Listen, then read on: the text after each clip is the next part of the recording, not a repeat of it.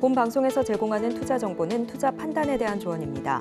방송에서 제공하는 주식의 가치, 가격 상승 및 하락에 대해서는 방송사에서 보장하지 않습니다. 실시간 정보 브리핑입니다. 키움증권이 국내 상장사 중 처음으로 기업가치 제고 계획을 내놓았습니다. 금융당국이 준비된 기업부터 밸류 프로그램 공시를 시작하라고 독려한 지 하루 만입니다. 28일 금융감독원 전자공시 시스템에 따르면 키움증권은 이날 2024년 키움증권 기업가치 제고 계획이란 이름의 밸류 계획을 자유공시 형태로 밝혔습니다. 중기 목표로는 3년 내 자기자본 이익률 15% 이상, 주주환원율 30% 이상, 주가 순자산 비율 1배 이상을 달성하겠다는 계획을 발표했습니다. 한국전력이 200조 원이 넘는 부채 감축의 일환으로 추진 중인 요르단 발전소 매각 전에 한전 자회사인 한전 KPS가 뛰어들었습니다. 지난해 25조 7천억 원 규모의 자산 매각 계획을 발표하고도 아직 결과물을 내지 못하고 있는 한전이 이번 해외 발전소 매각을 통해서 자구책 실행에 물꼬를 트게 될지 주목되고 있습니다. 하이브가 보유 중인 SM엔터테인먼트 지분을 시간의 대량 매매 방식으로 처분했다는 소식에 오늘 우리 시장에서 양사의 주가는 하락을 했습니다. 전날 수요조사에 하이브는 75만 주를 기본 매각 수량으로 최대 94만 주를 매각할 예정이었고 가격은 4에서 5.5% 할인율을 적용한 것으로 알려졌습니다. 실제 블록딜에서는 기본 매각 물량만 처분이 이뤄졌고 최대 할인율이 적용됐습니다. 밸류업 계획을 발표하는 기업이 생겨났죠. 키움증권이 그 시작을 알렸는데요. 금융투자업계 발빠른 호응으로 밸류업 프로그램에 힘이 실린 만큼 한국거래소도 국내 증시 활성화를 위해 적극 해외 IR에 나설 것으로 전망이 되고 있습니다. 또 우리 시장에는 어떤 영향을 미칠 수 있을지 지켜보시면 좋을 것 같습니다.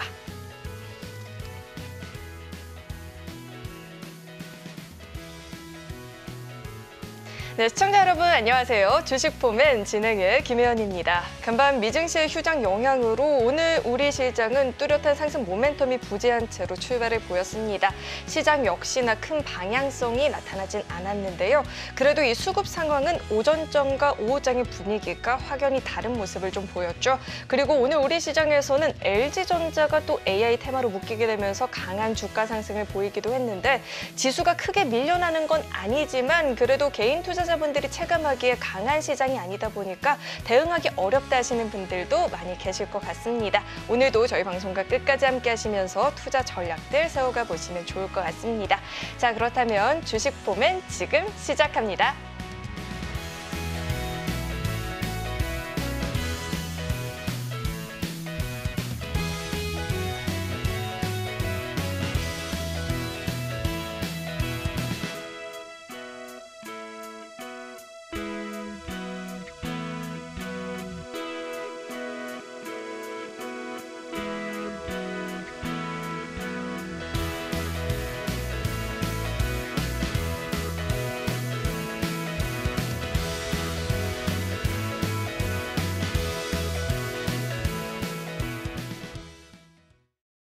네, 그럼 오늘 함께해 주실 전문가님 바로 모셔보도록 하겠습니다. 장자방 전문가님 나와 계십니다. 어서 오세요. 안녕하세요.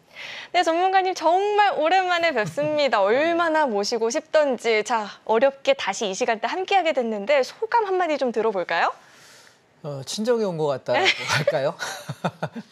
예, 저녁 시간대에 저희가 작년에 시작을 했었죠. 여기서 1년 동안 하다가 제가 낮 시간 4시로 넘어갔었는데 저녁 시간대가 아무래도 좀 더 많은 분을 뵐 수 있고 퇴근 후에 편안하게 접근할 수 있는 시간인 것 같아서 이 시간대 배정받으려고 무척 애를 썼습니다. 앞으로 여러분 8시에 저와 함께 하도록 하겠습니다. 네, 친정으로 돌아온 것을 두 팔 벌려 좀 우리 환영을 해드리고 싶고요. 자, 오신 김에 제가 궁금한 게 정말 많이 있었습니다. 우리 전문가님께 여쭤보고 싶은 게 정말 많이 있었는데 우선은 제일 먼저 궁금한 거, 지금 우리 시장을 좀 어떻게 분석하고 계실지 궁금합니다. 아, 다짜고짜 자본주의군요. 예. 제가 올해 1월 2일 날 시장이 최고가였죠. 우리가 혜연 씨하고 계속 방송을 했던 작년에 11월부터 10월 말일 날 제가 주식을 베팅해서 12월 말까지 끌고 가면서 거의 차익 실현하고 1월 2일 날 주식을 전부 포트를 다 비우면서 급락을 했어요. 근데 그때 제가 드렸던 얘기가 어떤 얘기였냐면 1월 달에 1월 2일부터 쏟아내기 시작하면 2, 3주 정도 조정 나오고 나서 계속 올라갈 텐데 이 상승세가 언제까지냐면 6월에서 7월까지다라고 이야기 드렸는데 지금 벌써 이제 5월 오늘 27일이죠. 그러면 28일이군요. 그러면 우리가 지금 5개월 동안 시황이 맞았다는 얘기예요. 계속 조금 눌리면 바로 올라오고 조금 눌리면 올라오면서 큰 하락은 없다. 지금도 같은 생각이에요. 6월 달까지. 그래서 짧으면 한 6월 말 정도일 것 같고 길으면 7월 말에서 8월 첫 주나 둘째 주 정도가 맥스가 아닐까. 그리고 그쯤이 우리가 주식을 처분하고 현금화시켜야 될 시기가 아닐까라는 생각이고요. 그 이후에는 뚜렷한 모멘텀 없이 등락을 왔다 갔다 하다가 빠르면은 가을, 늦으면 겨울 정도의 시장이 급락 파동이 오지 않을까라고 생각을 합니다. 그래서 지금 아직 남아있는 한두 달 정도의 상승 파동을 조금 더 즐겼으면 좋겠다라는 거고 그 주도주가 오늘 제가 말씀드릴 종목들, 끌고 갈 것들 8시 타이밍 왔으니 좀 더 설명을 드려보고요. 그다음에 우리가 여름 이후에는 시장을 하락을 보면서 아마 인버스 배팅하자라고 제가 이야기할 텐데 꽤 많이 빠질 것 같아요. 단기간에 많이 빠질 것 같아서 그 하락을 꺾고 나면 다시 저점에서 매수할 수 있는 기회가 올 테니까 미리 제가 예고하는 것은 여러분이 매매에 차질을 좀 빚지 않게끔 좀 길게 롱텀의 추세를 가지고 볼 수 있는 종목은 보시고 그렇지 않은 건 안 하셔야 되겠다. 또 우리가 10월 말에서 11월쯤 되면 미국 대선 있지 않습니까? 아마 그 무렵쯤 되면 굉장히 시장이 거의 퍼펙트 스톰 정도 움직이지 않을까라고 생각을 하고 있어서 그 전에 우리가 여름 정도에는 주식들 좀 정리해야 되지 않느냐라는 생각으로 접근하고 있고 그러나 아직까지 한두 달 정도 상승폭이 남아 있으니까 그 폭은 함께 가져갔으면 좋겠다. 그렇게 말씀드리겠습니다. 자, 우선은 우리 시장 한두 달 정도는 더 상승할 수 있는 여력이 있다 보니까요. 또 이에 맞는 시장 전략을 우리 전문가님과 함께 세워보시면 좋을 것 같고요. 또 이후에 시장이 좀 흔들린다 싶을 때 또 필요한 전략 역시나 우리 장자방 선생님과 함께 시장 전략들 한번 세워보시면 좋을 것 같습니다. 자, 그렇다면 여기서 또 추가적으로 궁금한 질문을 좀 드려봐야겠죠. 저희가 지금 우리 시장 분위기 속에서 섹터별 투자 전략을 좀 어떻게 갖고 가보면 좋을까요? 자, 그럼 오늘 강의를 통해서 하나씩 짚어볼 텐데요. 제가 오늘 8시 시간대 컴백하면서 한 가지 재미있는 짤이 인터넷에 돌아다니길래 갖고 왔어요. 한번 보실게요. 자, 저는 주식의 매매 원칙을 이렇게 생각합니다.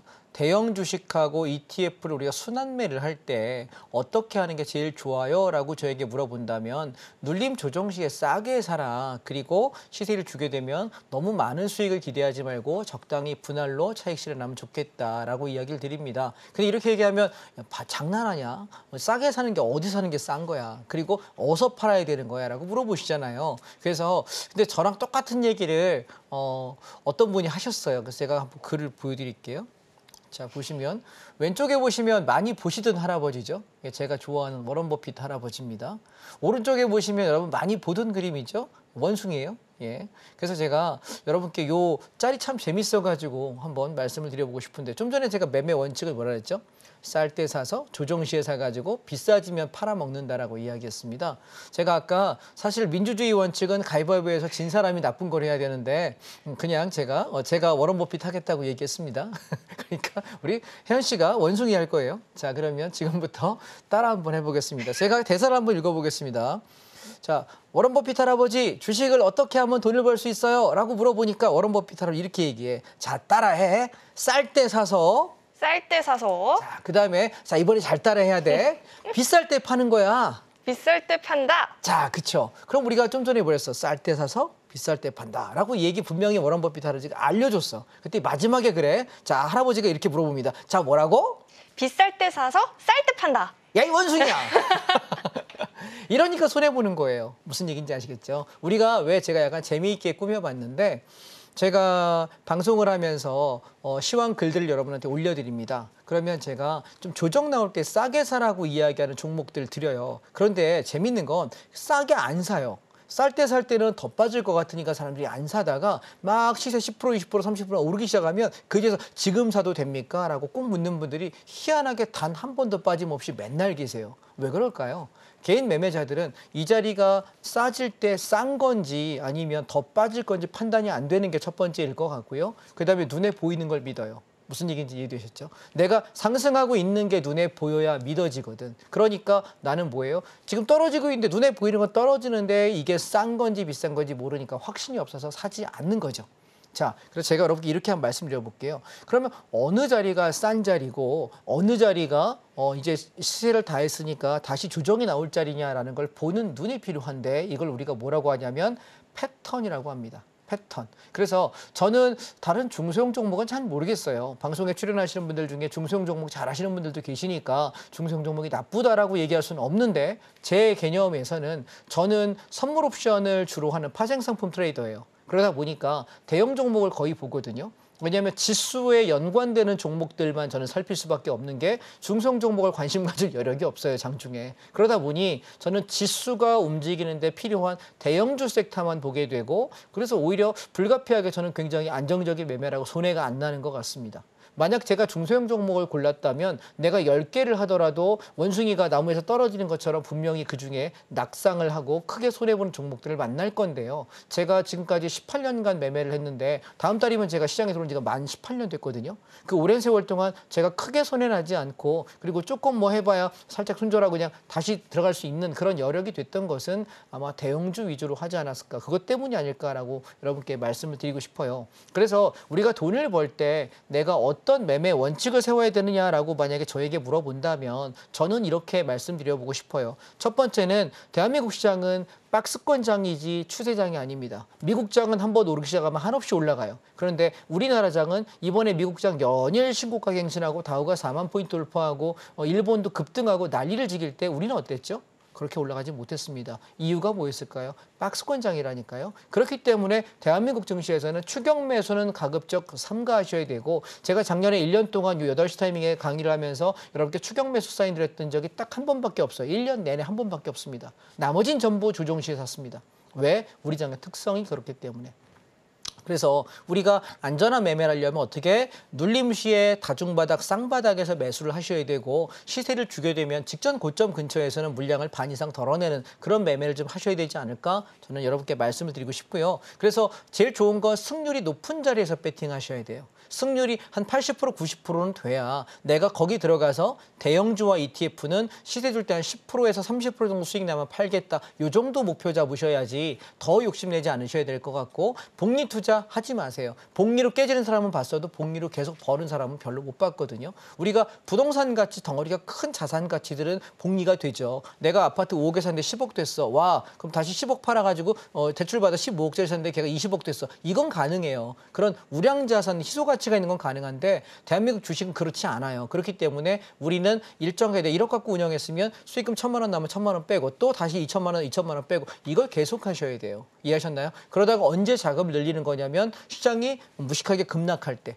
코로나 때처럼 급락할 때가 있잖아요. 그럴 때 우리가 자금을 늘려서 더 배팅해서 끌고 올라오는 것이지 계속 자금을 빼지 않고 복리로 돌리다 보면 결국 의도 터지게 되거든요. 그러니까 그런 매매는 안 하셔야 되겠다라는 말씀을 여러분께 드리고 싶고요. 저는 ETF를 주로 거래를 많이 하는 편인데 ETF는요. 내가 1억 가지고 샀다 팔았다 한 번 왕복 거래하게 되면 거래세가 없어요. 그래서 거래 수수료가 증권사에서 뭐 한 4, 5만 원쯤 받는 것 같아요. 제 기준으로 보면. 그러면 1억 가지고 샀다 팔면 한 5만 원 조금 안 드는 것 같은데 만약에 내가 거래세를 내게 되면 거래세가 한 28만 원에서 30만 원쯤 나오는 것 같더라고요. 그러면 내가 그냥 만 원 샀다 만 원에 본전에만 팔아도 나는 그걸 매일 하루에 한 번씩만 하게 되면 정부에다가 한 600만 원 가량의 세금을 내야 돼요. 550만 원, 600만 원. 엄청난 세금이거든요. 하루에 딱 한 번만 샀다 팔아도 나는 1년 동안 정부에다가 거의 7천만 원 세금 내는 거예요. 3번 하면 2억 1천만 원 세금 내는 엄청난 애국자가 될 수 있거든요. 애국하시고 싶은 분들은 많이 샀다 팔았다 하세요. 정부에서 정말 좋아할 겁니다. 세금 많이 내니까요.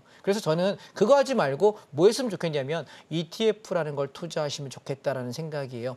ETF는 예를 들어서 내가 반도체가 오를 거야. 많이 저평가돼 있어라고 생각할 때 반도체 중에서 내가 삼성전자 샀는데 얘는 못 올라가고 SK하이닉스는 확 치고 올라가면 성질 나잖아요. 그죠? 오늘 LG전자 같은 경우 13% 올랐는데 나 삼성전자는 꼴랑 1.5%밖에 안 올랐는데 얘는 13% 올랐네? 성질 나잖아요. 근데 내가 과연 LG전자가 오를지 삼성전자가 오를지 SK하이닉스가 오를지 내가 어떻게 알아요? 저도 잘 모르겠어요. 그래서 저는 내가 더 오르는 것에 대한 부담감, 스트레스를 받고 싶지 않으니 나는 뭐 하는 거냐면 반도체 섹터의 종목들이 ETF는 보통 한 종목당 8개에서 12종목 정도가 구성이 돼 있어요. 대략 한 10개쯤 돼 있거든요. 이 종목들을 내가 이 ETF 하나 사는 걸로 전체 종목 다 사는 효과를 내요. 그래서 ETF를 저는 강력하게 추천하는 거고 제가 앞으로 방송할 때 계속 ETF하고 대형주 위주로만 말씀을 드릴 거예요. 왜냐하면 그게 리스크가 없기 때문입니다. 이해하셨죠? 그래서 해당 섹터가 상승하게 되면 개별 종목이 못 가도 삼성전자 못 가도 SK하이닉스 올라가면 내가 산 반도체 ETF는 올라가요.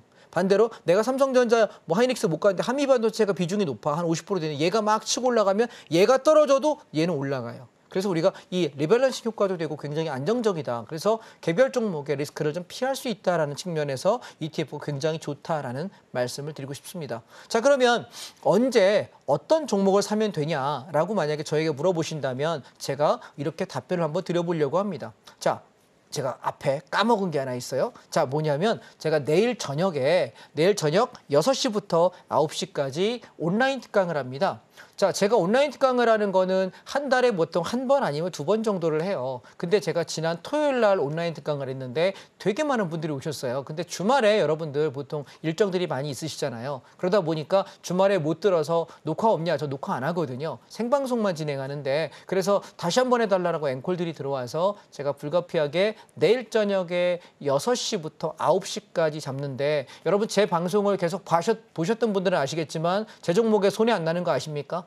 그리고 제가 온라인 특강을 통해서 드렸던 종목들이 굉장히 홈런치고 대박 났던 거 혹시 기억하십니까? 작년에도 그랬고요. 올해도 그러고 있어요. 그래서 제가 아마 이따가 그때 드렸던 종목들을 하나하나 제가 소개할 거예요. 오늘 그 종목들을 보시면서 온라인 특강 오신 분들께 제가 좋은 타이밍에 오는 종목들을 많이 드려요. 근데 이 종목들이 굉장히 안정적이면서 큰 수익을 내는 종목들이었기 때문에 같이 오셔서 함께 보셨으면 좋겠다는 생각이고요. 오늘은 종목을 간단하게 소개만 하겠습니다. 왜냐하면 생방송 시간이 매우 짧습니다. 이해하시겠죠? 그러니까 여러분이 내일 저녁에 몇 시요? 6시까지 오세요. 6시부터 9시까지 3시간 동안 진행할 건데 주식 이야기 1시간 정도 진행하고 선물 옵션을 어떻게 매매하면 우리가 쉽게 접근할 수 있느냐 이야기까지 진행할 거라 3시간 동안 굉장히 알차게 진행할 거고 그리고 강의가 끝나고 나서 무려 1시간 동안 질문을 받는 시간을 가질 거예요. 여러분이 원하는 종목 상담도 가능하고 시장에 관한 얘기도 가능하고 주식 선물 옵션에 대해서 내가 매매 궁금한 것들 질문하시면 제가 하나부터 열까지 1시간 동안 무려 설명할 거라. 그럼 총 4시간이죠.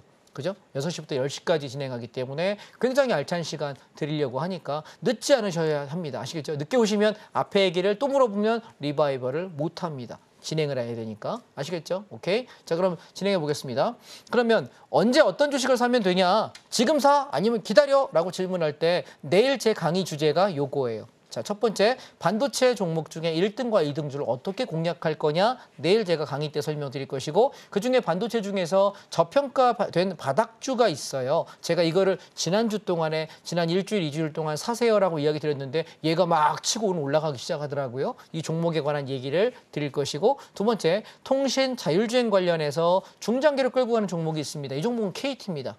KT. 제가 여러분께 올 초에 그리고 작년에 계속 설명드렸던 종목이었는데 29,000원에서 31,000원대 매수했던 게 42,000원에 한번 팔았고요. 다 조정 이용해서 33,000~34,000원쯤 사가지고 38,000원 찍을 때 반을 팔고 또 조정을 기다리고 있습니다. 저는 이 KT는요. 앞으로 한 5년에서 10년 계속 끌고 가겠다라고 말씀을 드리고 있는 종목이라서 조정 시에 샀다가 올라갈 때 팔고 조정 시에 샀다가 올라갈 때 팔고 근데 1년에 재미있는 건 얘는 배당을 5%씩 줍니다.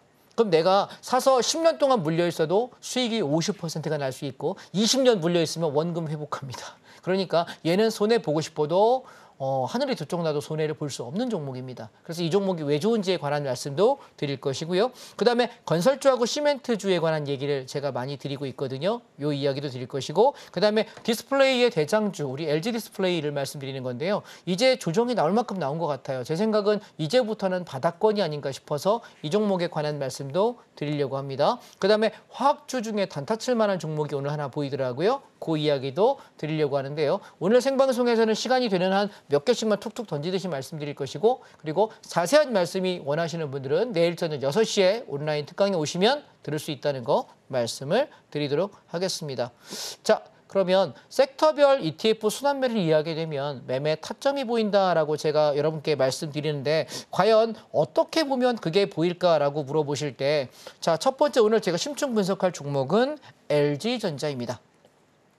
자, 오늘 급등이 나와서가 아니라 저희는 LG전자를 계속 공략한 지가 꽤 오래됐어요. 제가 여기 보시면 LG전자를 공략을 할 때 여기 93,000원 밑에 내려올 때 사고 10만 원 올라오면 팔고 여기 95,000원 밑에 내려오게 되면 10만 원 초반에서 팔아먹고 다시 여기 95,000원 밑에서 매수했다가 10만 원 올 때 팔아먹고 다시 93,000원 밑에서 집중 매수하세요 라고 이야기 드렸는데 제가 여러분 방송할 때 이런 멘트를 드릴 때가 있어요. 기억해 놓으세요. 왜냐하면 생방송에서 사실은 제가 언어를 쓸 수 있는 표현들이 몇 가지가 규제된 게 있어요.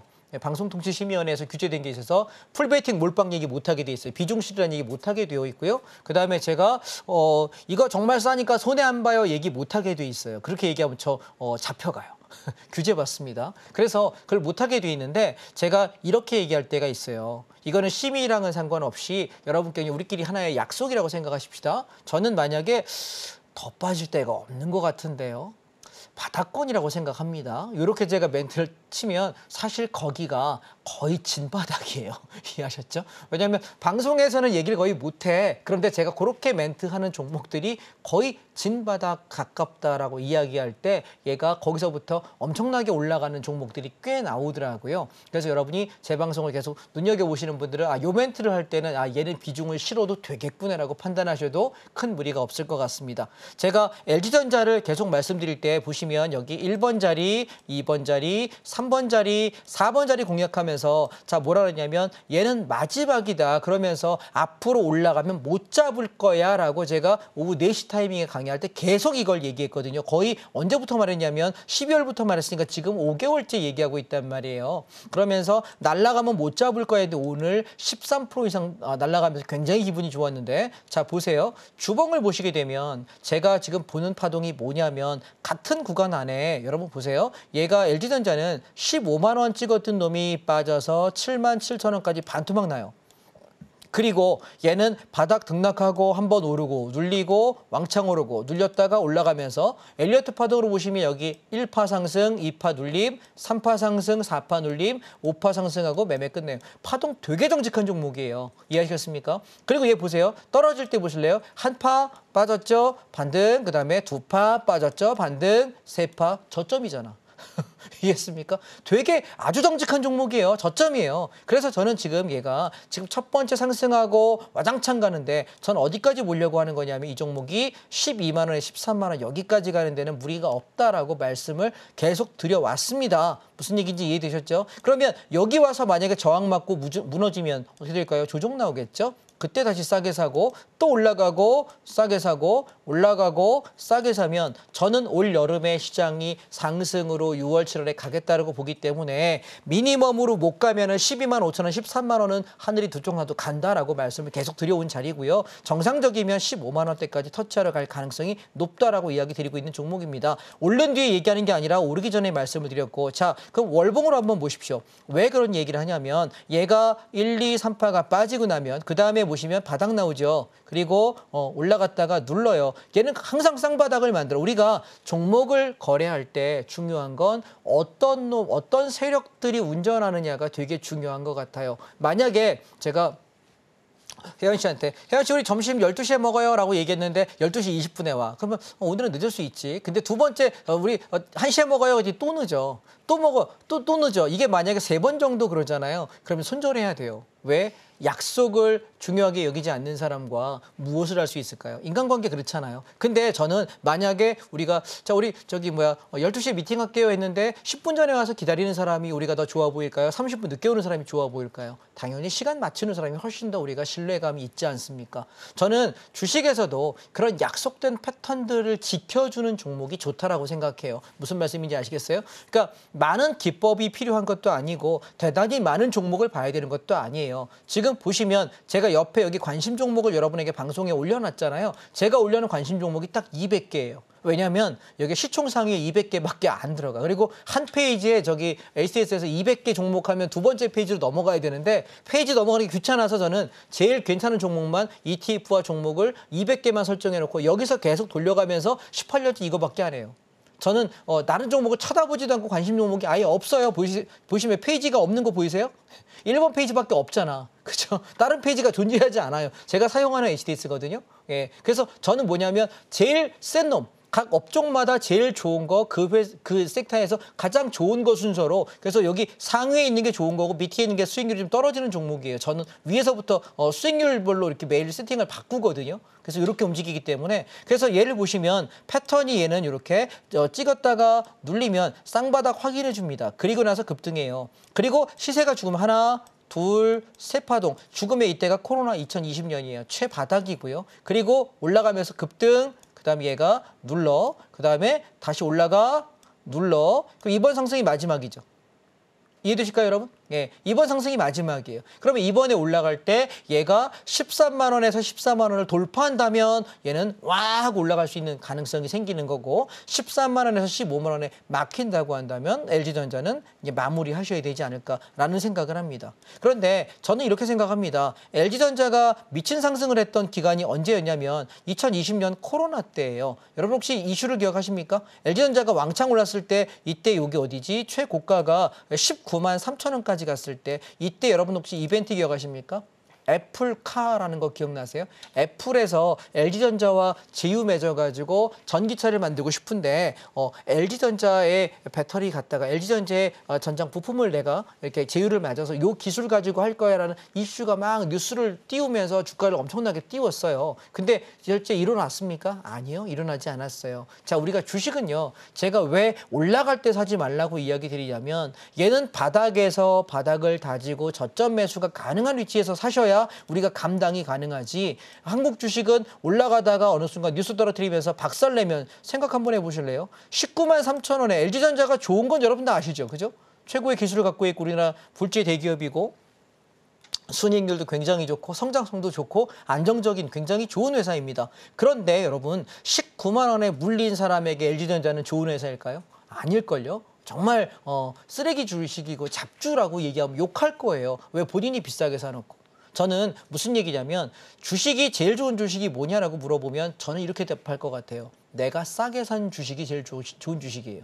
이해하시겠습니까? 앞으로 성장성도 좋고 전망도 좋고 다 좋은데요. 내가 싸게 사지 못했으면 내가 비싸게 산 종목은 애플을 사도 나쁜 주식이고요. 이해했습니까? 마이크로소프트도 나쁜 주식이고요. 우리가 NDBR을 사도 나쁜 주식이에요. 고점에 물리면. 그래서 우리는 쌀 때 산 종목이 좋은 종목이라는 걸 잊지 않으셨으면 좋겠다. 그래서 저는 이 LG전자는 그냥 밀어붙여 볼 생각입니다. 이번에 산 김에 밀어붙여 볼 생각이고 13만 원에서 15만 원 구간을 얘가 찍어주는지 한번 기대해 보려고 하고요. 제가 만약에 청산을 해야 될 시기가 된다면 얘가 시황 올려드리는 곳에다 글을 올려드릴 테니까 함께 팔고 나가시면 어떨까라는 생각. 그래서 LG전자 길게 좀 보자라는 생각을 합니다. 만약 얘가 턴 어라운드 하는 거라면 월봉상의 모습으로 보면은 세 번째 파동이에요. 여기서 급등하고 나서 눌렀다가 하나 반등, 눌렀다가 하나 반등, 눌렀다가 마지막 파동이기 때문에 요 구간을 얘가 돌파해 주시면 이렇게 올라가는 기염을 통하는 것이 가능하고 쌍봉 맞고 죽겠죠.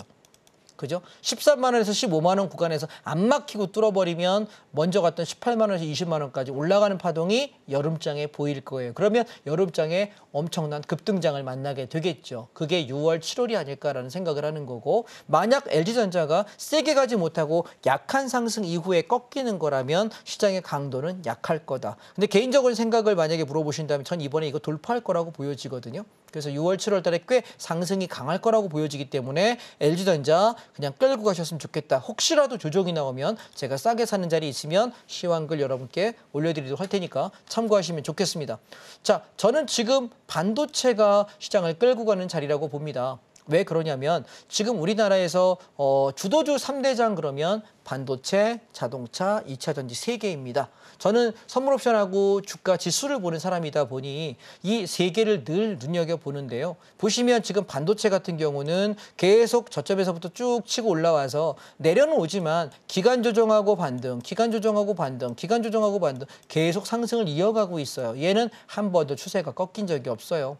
따라서 코덱스 반도체는 이번 여름 상승장의 주도 섹터로 제1순위로 치고 올라갈 거라고 말씀을 드리고 있고 그중에 만약에 대표 주식이 뭐냐라고 물어보면 SK 하이닉스하고요. 그다음에 한미반도체입니다.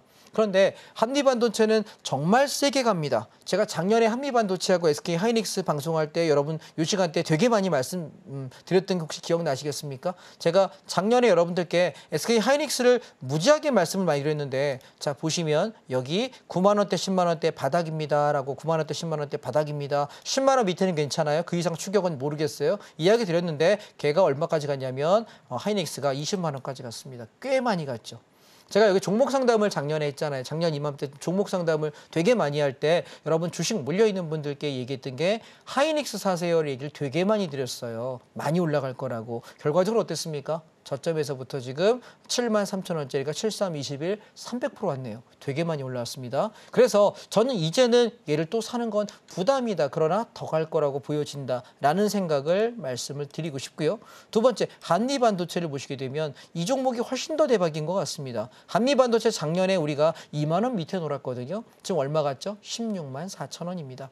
한미반도체가 얼마나 더 갈지는 저도 이제 짐작이 되지 않네요. 왜? 워낙 월봉 보시면 수직 급등하고 있어요. 그래서 앞으로 얘가 주도 섹터로 계속 치고 올라갈 종목이 아닐까. 조정이 온다면 좀 싸게 사고 싶은데 조정다운 조정은 변변하게 오질 않습니다. 기간 조정 형식이라서 13만 원대에 사가지고 끌고 올라가자 정도밖에 말씀을 못 드렸거든요. 그게 이제 16만 원대 올라가니까 얘도 20% 정도 올라가고 있습니다. 그래서 우리는 이 두 종목이 시장이 꺾였냐를 보시고 싶으면 SK 하이닉스하고 한미반도체 이 두 종목이 만약에 꺾이기 전까지는 계속 상승장이다라고 보셔도 무방하겠다 말씀드리고 싶고요. 제가 반도체 종목 중에서 여러분 저평가된 가능성이 높다. 이걸 좀 사면 좋겠어요라고 이야기했던 종목 중에 뭐였냐면 원익 IPS입니다. 34,000원에서 사시라고 이야기 드리고 나서 지금 일주일, 2주일째 계속 여기 바닥에서 놀고 있는데 어제 오늘 좀 확 치고 올라가더라고요.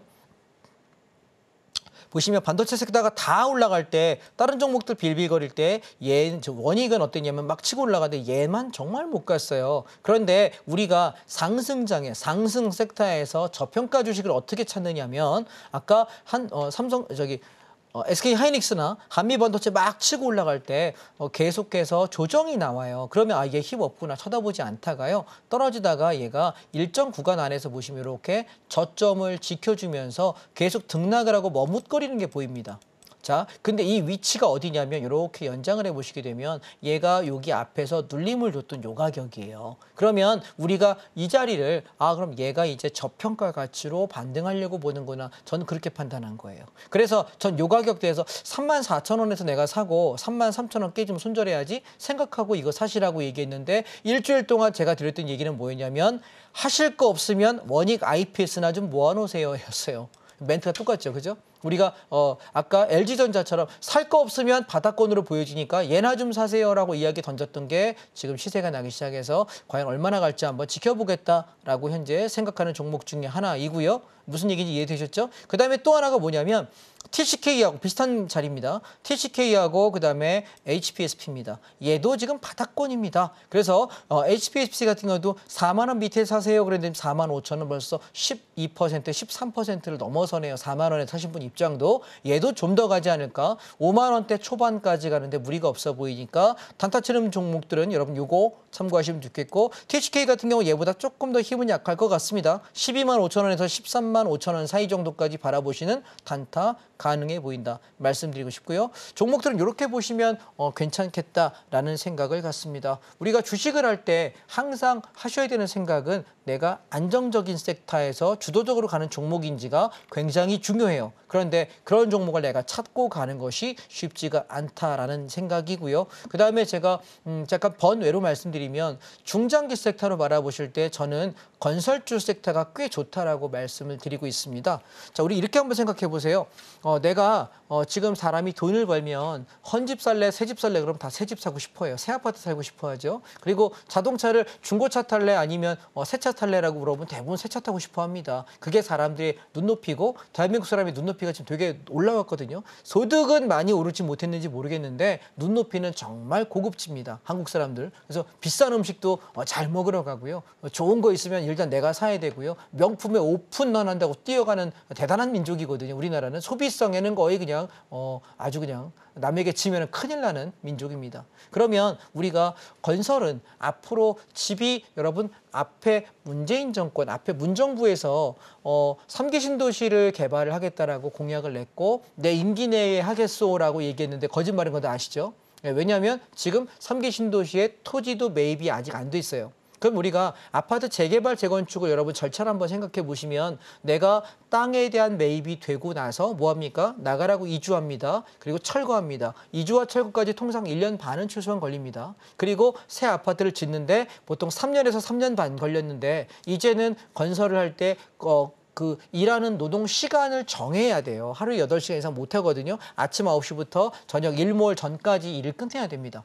그러다 보니 이제는 거의 4년 가까운 공사 기간을 확보합니다. 그렇다 보면 우리가 이주 철거 공사까지 진행하려면 아무리 빨라도 5년 반 이상은 걸려요. 그러면 지금 요번에 현재 정부가 얼마 남았죠, 시간이? 3년 남았죠. 3년도 2027년 5월이에요. 그러면 이번 정부 안에 3기 신도시를 완공해서 들어갈 수 있다? 불가능. 그렇다면 대량으로 지금 재건축 재개발 허가가 나더라도 이번 정권 안에는 거의 어렵거든요. 그렇다면 어떤 일이 벌어질까요? 새로운 주택에 대한 공급이 부족하기 때문에 작년 1, 2, 3월 달 저점으로 부동산이 저점 찍고 계속 집값 오르고 지금 월세값, 전세값 계속 오르고 있어요. 그렇게 생각해 보시면 이제 앞으로 2, 3년 뒤에는 계속 신규 공급이 앞으로 3년간 없단 말이에요. 거의 없다시피 해요. 그죠? 그렇다면 올해 연말에 둔촌주공 입주하는 것 외에는 서울의 입주 물량이 없습니다. 거의 10,000세대 가까이 넘어가는데 없습니다. 그렇다면 어떻게 될까요? 공급이 추가로 되지 않는데 새로운 걸 갖고 싶은 수요는 늘어난다면 가격은 팽창할 수밖에 없겠죠. 그러면 아마 이번 정권이 끝나고 다음 정권을 차지하려는 어느 정부는 어느 대통령 후보는 뭐라고 얘기할 것 같습니까? 내가 재건축하고 내가 신도시에서 집값을 잡겠다라고 또 정책을 엄청나게 얘기를 할 거고 약속을 또 안 지킬 수도 있겠죠. 정치인들 약속 잘 안 지키시니까. 그러면 그때 우리가 수혜주로 가장 봐야 되는 게 뭐냐면 건설주예요. 근데 단순하게 건설주보다는 원자재 계열 중에는 시멘트주가 가장 높고요. 왜? 시멘트 값이 여러분 최근에 3년 동안 2배 넘게 오른 거 알고 계십니까? 그다음에 철근 값도 2배 이상 오른 거 알고 계십니까? 그래서 저는 비철금속, 철근, 그다음에 또 하나 시멘트, 이 원자재 쪽에 앞으로 3년에서 5년 정도 바라보시면 상당폭의 수익을 낼 수 있는 가능성이 높다라고 여러분께 계속 말씀을 드리고 있습니다. 단기 관점에서가 아니라 중장기 관점. 그래서 저는 건설주라면 첫 번째 GS건설, 그다음에 우리가 계속 GS건설 14,000원대만 오면 샀거든요. 그리고 16,000원대에 팔았고 14,000원에 팔아서 16,200원에 다 팔았습니다. 그리고 지금 조정받고 있습니다. 그러면 여러분 지금 이제부터 2, 3주 이내에 GS건설 살 기회가 또 올까요? 안 올까요? 파동상 들어오겠네요. 그러면 이때 저는 살려고 합니다. 14,000원 초반에서 다중바닥으로 한 번 더 사보겠다 생각하는 중이고요. GS건설 보시게 되면 동일합니다. 여기 31,200원에 1월 29일 날 이때 32,000원, 31,000원에 집중적으로 사자라고 이야기를 했는데 쭉 치고 올라 35,000원 올라올 때 다 팔았습니다.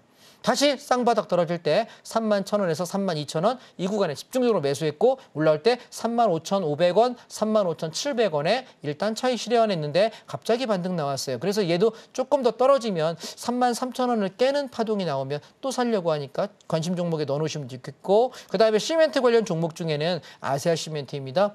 10,000원에서 9,700원에 사가지고 11,500원에 다 팔았고요. 지금 10,000원에서 9,750원에서 사가지고 11,000원 찍던 날에 차익 실현 70% 했더니 조정 나오고 있어서 다시 10,000원 초반대 기다리고 있거든요. 다 와가죠? 아마 다음 주나 다다음 주쯤 올 것 같은데 10,000원 밑에 내려오면 다시 매수하겠습니다. 이렇게 계속 요 관점에서 종목들을 보시면 되겠고 특히나 성신양회 같은 경우도 저희가 똑같아요. 8,200원 안쪽 들어오면은 매수하는 종목으로 지속적으로 바라보고 또 하나 고려아연 같은 경우도 제가 45만 원에서 43만 5천 원 이 구간에 매수해가지고 지금 53만 원 이상에서 다 팔았거든요. 그리고 수량이 이제 없어요. 그래서 얘도 마찬가지로 46, 7만 원 밑으로 떨어지면 또 살 겁니다. 그러면 이렇게 떨어지기 전에 말씀드린 이유가 뭐죠? 우리가 알고 준비하고 있어야 그 자리 왔을 때 살 수 있고, 저는 방송 출연은 일주일에 한 번밖에 하지 않아요. 그럼 여러분 어떻게 될까요? 기다리고 있다가 종목들 세팅하고 고가격대 오면은 여러분 이렇게 주워 담으시면 되지 않을까라고 생각을 합니다. 아마 이번에 상승장에서 가장 두각을 나타내는 것은 반도체일 거고요. 그리고 반도체가 시세가 끝나고 나면 조정이 오잖아요. 여름장 시세 분출하고 나면 떨어질 텐데 그때 조정장에 가는 종목이 아마 건설주하고 그다음에 몇몇 종목들일 거예요. 그 종목들을 저는 요번에 올라가면서 반도체 차익 실현하고 나면 그 돈 가지고 조정 나오는 이런 거 건설 시멘트 주식들을 그때 담아놓고 시장이 조정 나오면 걔네가 이게 치고 다시 스위칭하면서 올라가거든요. 그렇게 스위칭하는 매매를 좀 했으면 좋겠다라는 생각입니다. 도움이 좀 되셨을려나 모르겠네요. 좀 더 자세한 얘기는 내일 저녁 6시에 온라인 특강 때 여러분 설명드리도록 할 테니까 내일 꼭 참여해 주시기 바랍니다. 그러면 주식 얘기 여기까지 하겠습니다. 네, 우선은요, 대형주들 그리고 주요 ETF 관련해서 매매 전략에 대해서 이야기를 좀 들어봤는데요. 자, 강의 시간이 너무 짧아서 아쉽다. 일주일에 한 번밖에 볼 수 없다는 게 너무 아쉽다 하시는 분들은요. 아래 하단을 참고하시면 내일 저녁 6시부터 있을 무료 강의 관련해서도 이야기를 받아볼 수 있으니까요. 도움이 필요하다. 우리 장자방 전문가님과 보다 확실하고 전문적인 시장 공부를 좀 해보고 싶다 하시는 분들은 아래 하단을 꼭 참고해 보시면 좋을 것 같습니다. 자, 그렇다면 저희는 이어서 다음 코너 만나보겠습니다.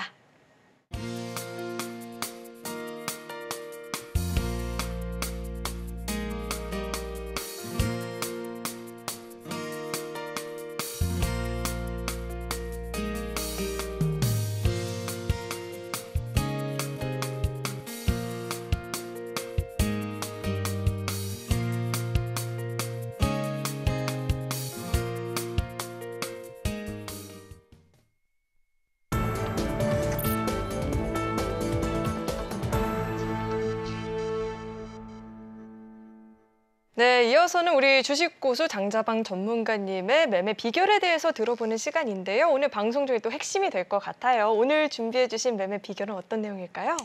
자, 오늘은 선물 옵션에 관한 말씀을 좀 드려보고 싶은데요.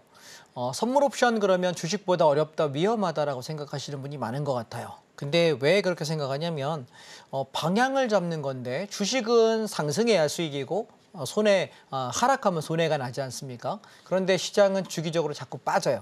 한국장 되게 많이 빠지거든요. 그런데 왜 하락장에 대비할 수 있는 방법은 없는 주식이 그렇게 목숨을 걸고 그게 안전하다고 생각할까? 저는 오히려 좀 의아하다라고 생각을 합니다.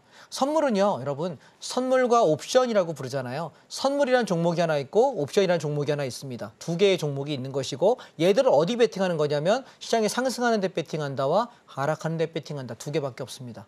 코스피 종목은요.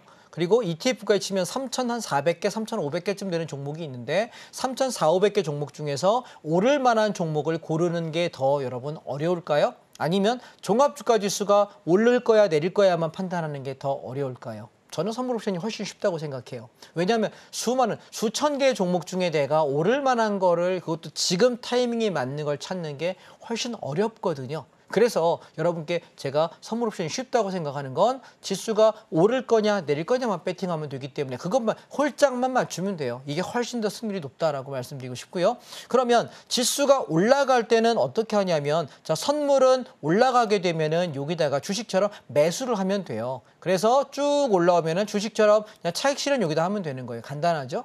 그런데 주가가 빠질 때 공매도하면 수익 난다는 말씀 들어보셨잖아요. 우리가 주식을 선물에 매도 진입한다라고 이야기하는데 이걸 하방 진입이라 그래요. 그러면 내가 여기서 하방 진입을 여기다 하는 거죠. 야, 오늘 많이 빠질 것 같은데 한 20개약 매도할게. 그랬더니 쭉 빠져서 하락한 거에 만큼의 차익 실현해버리고 나가면 돼요. 그러면 생각해 보시면 주가가 상승할 때만 있는 게 아니라 하락할 때가 훨씬 많은데 내가 하락 파동도 돈을 벌 수 있다? 야, 이거 괜찮은데? 양방향이네? 괜찮네? 볼 수 있겠죠. 자, 그래서 제가 여러분께 차트를 한번 보여드릴게요. 보시면 5월 23일 날, 지난주 목요일 날 일주일 전에 차트인데요. 이날 어땠냐면 위에 차트는 선물 5분봉이고요. 그다음에 왼쪽에 있는 것이 콜옵션 차트, 오른쪽에 있는 것이 풋옵션 차트입니다. 위치 파악하시고. 자, 보시면 선물이 아침에 장 출발하자마자 쭉 빠져요. 자, 선물은 여러분 종합주가 지수라고 생각하세요. 코스피 지수 200 지수가 종합주가 지수 동일하니까 선물 지수, 종합주가 지수가 떨어지게 되면 나는 아까 선물은 하방에 베팅하는 걸 뭐라고 한다? 선물 매도라고 한다. 그래서 내가 떨어지는 폭만큼의 이득을 내요. 이날 진폭이 쭉 빠지면서 그러면 나는 주식하는 사람은 만약에 아침에 빠질 때 주식 사면 물릴 수밖에 없잖아요. 근데 다행히도 반등을 하면서 올라갔으니까 다행인데 재미있는 걸 말씀드려 볼게요. 선물은 그래요. 그런데 옵션은요. 수익률이 어마어마하게 차이가 나요. 자, 예를 들어 보면 아침에 주가가 쭉 빠질 때 풋옵션이 0.3이었던 즉 3만 원짜리가 얼마 같냐면 1.62 16만 2천 원까지 500% 5배의 시세가 나요. 여러분 주가가 잠깐 오전에 이렇게 확 빠지는 이것만으로 풋옵션이 몇 배가 난다? 원금의 5배가 난다면 해볼 만한 게임 아닐까요? 주기적으로 장은 빠지거든요. 그때 내가 뭐 할 거냐라는 거죠. 그래서 5배가 시세가 나면 내가 만약에 종목을 예를 하나 들어볼게요. 내가 만약에 주식을 삼성전자를 1억 원어치 샀는데 3% 빠지면 마이너스 300만 원 손실이에요. 그런데 내가 선물을 만약에 4포인트 빠지면 같은 날 선물 1포인트당 선물 한 계약에 25만 원인데 내가 4포인트 빠지면 100만 원이란 말이죠. 1억 원어치를 내가 10계약을 매도하게 되면 1000만 원을 수익을 낼 수 있어요. 그러면 주식을 들고 있는 입장에서는 장이 빠질 때 선물 매도를 통해서 1000만 원의 이익을 내고 내가 빠진 3% 빠져서 300만 원 손실 난 것들을 해지하고도 700만 원의 이익을 볼 수 있거든요. 이게 굉장히 매력적이라는 것이고 근데 내가 옵션을 하는 사람 입장에서는 훨씬 더 돈을 많이 벌 수 있는데 자 설명을 한번 들어보시죠. 보시면 얘가 옵션은요. 기준점 싸움이에요. 아침에 콜옵션 2.5가 붕괴되니 저는 기준점을 제공하는데 얘가 깨지는 순간 장은 빠진다. 그때 나는 풋옵션을 배팅해서 장이 하락하는 만큼의 이익을 낸다. 근데 재밌는 건 얘가 이후에 반등을 해요. 근데 여러분 장이 아침에 왕창 빠졌을 때 내가 주식 사는 게 쉽지 않거든요. 그리고 그 순간에 오를 만한 종목을 찾는 건 더 어렵습니다. 그러니 나는 오를 만한 종목을 찾다가 나 지수 올라갈 때 그냥 멍하니 바라보는 것보다 선물은 뭐 하면 되냐면 바로 올라가는 쪽에 배팅하면 되니까 나는 상방 배팅하고 선물 매수하면 되고 콜옵션 사면 되는 거예요. 굉장히 편안하게 볼 수 있다라는 것이고요. 그러면 우리가 하락장에 5월 9일하고 이날 보시면 선물은 6.35%가 빠졌는데 풋옵션이 당일날 600%가 났어요. 가만히 한번 보시죠. 자 보세요. 위에 차트는 선물 차트인데요. 아침부터 시작해서 하루 종일 빠졌어요. 근데 이때 어땠냐면 원달러 환율은 올랐어요. 환율이 오르는 날 지수는 대부분 빠져요. 그래서 여러분 주식하시는 분들 뭐 보셔야 돼? 환율 차트 꼭 보세요. 환율이 빠지는 날 주식 빠지니까. 근데 이날 어땠냐 보시면 주가는 쭉 빠질 때 선물 6포인트면 한 계약당 150만 원이에요. 한 계약 증거금이 1000만 원이거든요. 그러면 내가 15%의 수익을 낼 수 있다는 굉장히 우리가 주식은 손해보는 판에 선물 한 계약만 가지고도 내가 150만 원의 이익을 낼 수 있다. 엄청난 수익을 볼 수 있게 되겠죠. 그런데 같은 1000만 원인데요. 풋옵션은 얼마가 났냐면 저점에서부터 10배가 났어요. 자, 생각 한번 해보시죠. 우리가 주식은 주기적으로 빠지는데 그때 나는 주식에서 대응을 못해요. 손해나는 종목들을. 손절 왜 못할까요? 이걸 만회할 종목을 못 찾으니까. 그런데 우리는 콜옵션과 풋옵션, 상방과 하방밖에 없어요. 그렇기 때문에 내가 하방, 장이 하락으로 꺾였다고 인정할 때 나는 풋옵션에 배팅하는 걸로 수익을 몇 배씩 낼 수 있기 때문에 주식에서 손해나는 게 크게 문제되지 않는다는 거예요. 자, 우리 정리 한번 해봅시다. 선물 옵션은요, 여러분. 원래는 주식시장에 대한 해지 역할로서 만들어진 시장이에요. 그런데 우리나라 주식이 워낙 정상적인 기능을 못하고 조금 올라가면 빠지고 조금 올라가면 빠지다 보니까 한때는 대한민국 선물옵션 시장이 전 세계 파생상품 1위였어요. 지금도 10위권 안에 놀고 있는 시장이고요. 그런데 금투세가 시행이 되고 하반기에 주가가 빠지기 시작하면 여러분 앞으로 주식은 더 힘들 거예요. 그래서 내일 저녁에 6시부터 9시까지 온라인 특강을 통해서 선물 옵션이 주식보다 훨씬 쉽고 더 매력적이고 더 많은 수익을 낼 수 있다. 심지어 하락장에 훨씬 더 많은 이익을 낼 수 있다면 한번 들어보실 만하고 배워보실 만하지 않을까요? 내일 저녁 6시 여러분 온라인 특강을 통해서 저와 함께 새로운 시장을 공부해 보시면 좋겠습니다. 오늘 도움이 되셨으면 좋겠네요. 감사합니다. 이제 조금 내용을 이해하려나 싶었는데 강의 시간이 너무 짧게 느껴진다 하시는 분들 많이 계실 것 같은데요. 그러니까 더욱더 내일 그 무료 온라인 특강이 굉장히 중요할 것 같습니다. 녹화 방송도 없으니까요. 오로지 딱 오후 6시부터 시작하는 실시간 방송을 좀 시청을 해보시면 좋을 것 같습니다. 무료 온라인 특강 관련해서는 아래 하단을 참고하시면 자세한 내용 받아볼 수 있으니까요. 꼭 한번 참고해 보시길 바라겠고요. 자, 이어서는 오늘 방송의 핵심 내용 저희가 정리해 봤으니까요. 화면 통해서 내용 만나보시죠. 네, 주식 포맷 핵심 내용 살펴보도록 하겠습니다. 우선 오늘 ETF 투자에 대한 이야기를 들어봤죠. 반도체 ETF 등 실전 매매 사례까지도 함께 살펴봤고요. 그리고 변동성을 활용한 선물 옵션 매매에 대해서도 이야기를 들어봤습니다.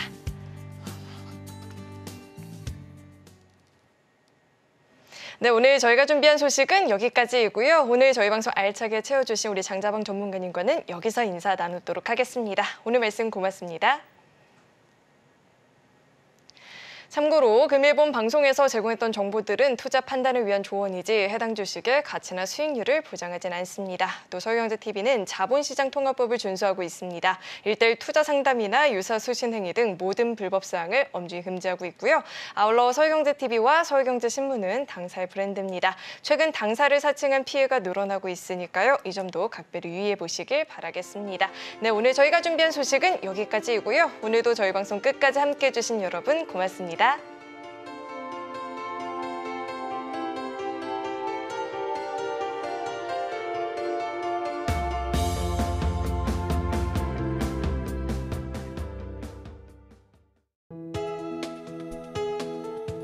본 방송에서 제공하는 투자 정보는 투자 판단에 대한 조언입니다. 방송에서 제공하는 주식의 가치, 가격 상승 및 하락에 대해서는 방송사에서 보장하지 않습니다.